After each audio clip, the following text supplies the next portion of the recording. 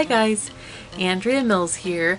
We are coming to the end of the month of January and the end of the videos on budgeting and money topics, but I really want to get this video done for you guys. So today what we're going to talk about is some of my best shopping tips, and I know that there are all sorts of different ways to save money when you go shopping. I am going to share with you though the things that I actually do that save us money and make it just a natural part of things where I don't actually have to put more effort into it really.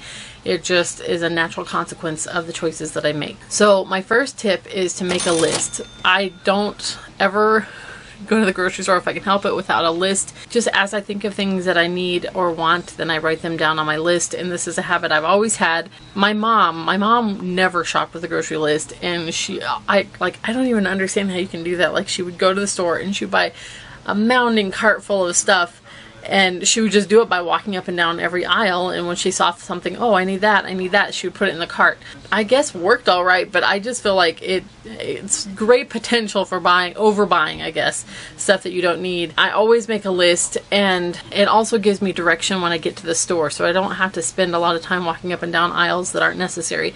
So I arrange my list in the order that I am going to walk through the store so that I don't have to backtrack if at all possible, so I can get in and get out and not waste a lot of time wandering, unless I'm in the mood. Sometimes I'm in the mood just to wander and shop and look at things, but I don't do that on the days that I'm serious shopping.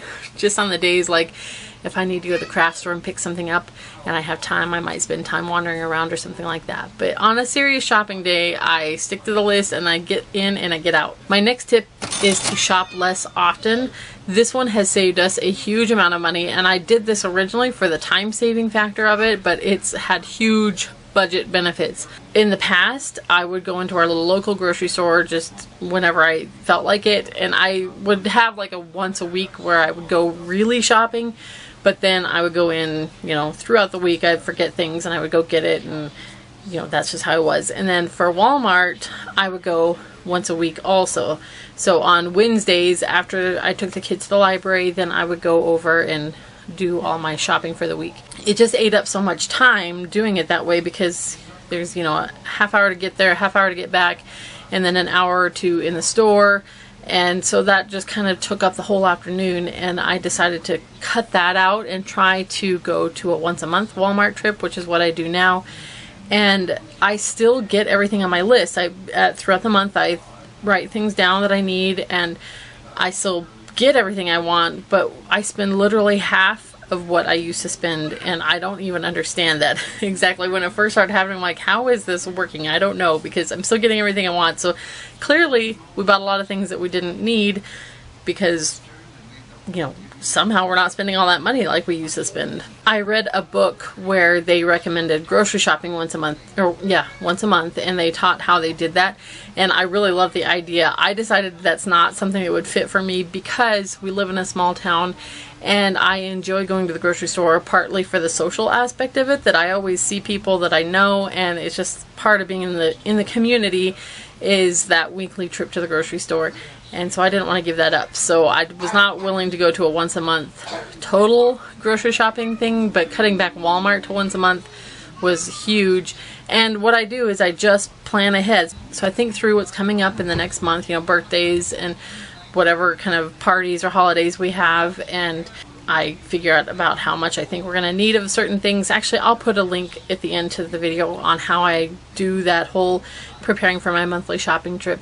So it doesn't actually take that long to prepare ahead, and especially when I'm only doing it once a month, it's really a huge time saver and a huge money saver. Third is stock up on sale items. This is something that I started doing back when we had very little money, and it was so helpful to us. So we have a pretty large pantry compared to the size of our small house, but it started out as being a single set of shelves that I had bought from Walmart that were just some plastic shelves. Once a week when I would go to the grocery store, we always get a sale flyer for the store, and I would look to see what was on sale that was something that we liked, even if it had nothing to do with what I was planning for our meals for the week.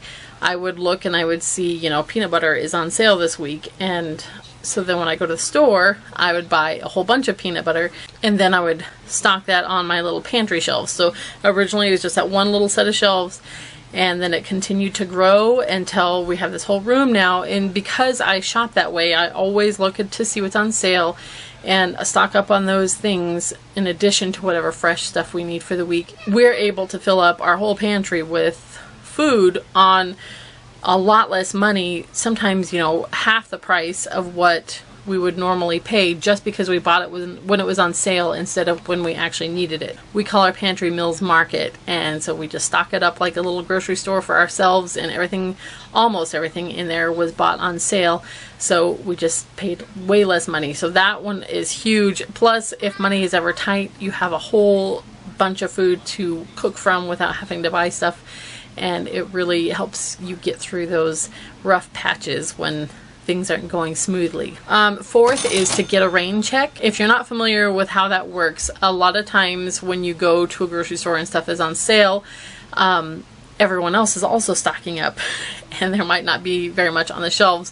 Or for me, a lot of times I'll think I don't want to like be the person who buys all the sale items and hogs it all. So I will usually just take one item off the shelf, and when I go up to pay, I tell the cashier that I would like a rain check for this item, and then they have me fill out a little slip of paper, and I'll say, you know, I want 2 cases of this, or whatever, however much I want. And so I still get the sale price even if it's the next week when I actually get the items, because they will order extra for me, and then I can come in, they call me. I don't know if every store is that way, or if you just maybe go back with your rain check the next week or whatever, but I go back in and I have my rain check, and then I buy the items that were on sale, and I still get the sale price even though it was after the sale was over. We used to have a grocery store manager here in town who knew what kinds of things I like to get on sale, so a lot of times he would ask me ahead of time, and he would say, you know, such and such is going to be on sale next week, how much do you want? So that he could order it right away and not have to bother with the whole rain check process, which I thought was really cute and nice. My next tip is to use a calculator. A lot of times you're buying stuff that are not must-haves, but you would like to get them, and so using a calculator while you shop can really help you keep tabs on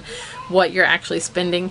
I personally don't use a calculator anymore, but I used to always use a calculator.